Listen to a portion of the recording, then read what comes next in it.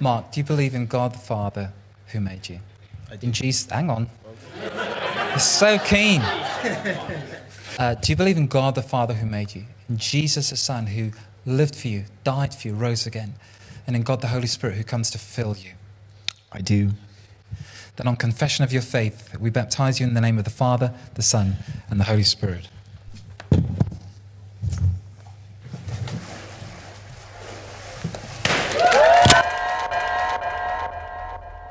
So my name's Mark. I'm not getting baptised today. I got baptised a year ago, almost to the day. And Philip thought it would be interesting to talk to someone who'd been baptised and see how they were getting on a year down the line. It took me a long time to come to faith. It took me a good few years of back and forth, of alpha courses, of meeting with Philip, of meeting with friends to kind of really eventually come to faith. So the concept of baptism was foreign to me, extremely foreign. And when I eventually made the decision to get baptised, I felt good about it right up until the week before I got baptised, and then the anxiety really started to kick in. And I don't think I'd ever experienced a spiritual attack before, but that's what it felt like. It felt like I was under attack, and all my negative thoughts and my fears around baptism really came to the fore. You know, do I know enough? Is my faith strong enough?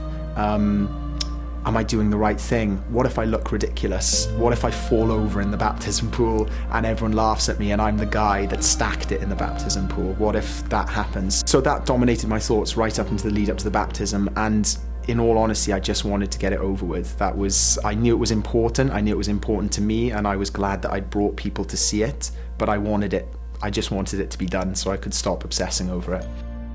But then when I got in the pool, and when I committed my life and I went in the water, instantaneously, and I'm a cynical person. I don't really go in for spiritual experiences or miraculous things. Generally I'm quite a cynical person.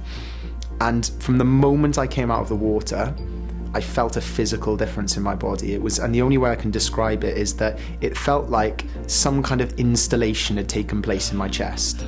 And it took me a little while to notice what was going on, because I felt physically different.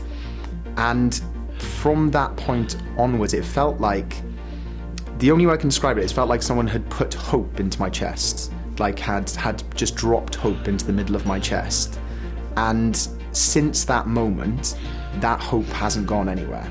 And it doesn't seem to matter how challenging or difficult life gets, and believe me, it has been challenging and difficult over the last year, it really has, but that hope hasn't gone anywhere.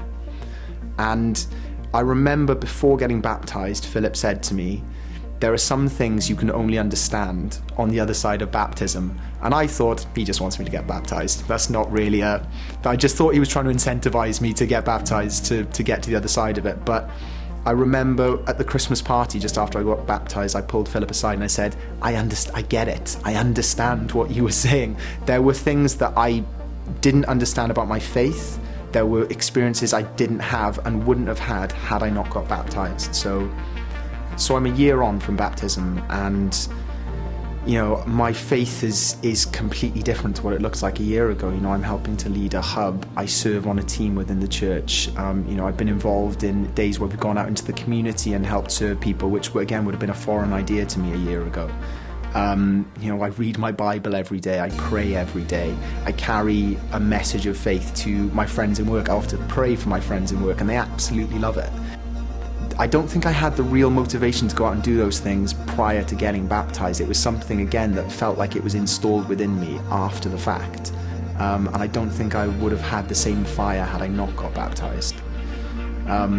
But yeah, my life looks completely different, and it's also impacted my life in other positive ways. I applied to do a course that I didn't really have the courage to apply to a few years ago. I got a new job in my company that, again, I perhaps wouldn't have had the confidence to move into. And although those are external things, those are things that are, again, a product of what happened to me a year ago. But the main thing overall, that sense of hope that I was given in my baptism, which I would which I feel like was the Spirit entering my body. I genuinely believe that, and that sense of hope that I've been given.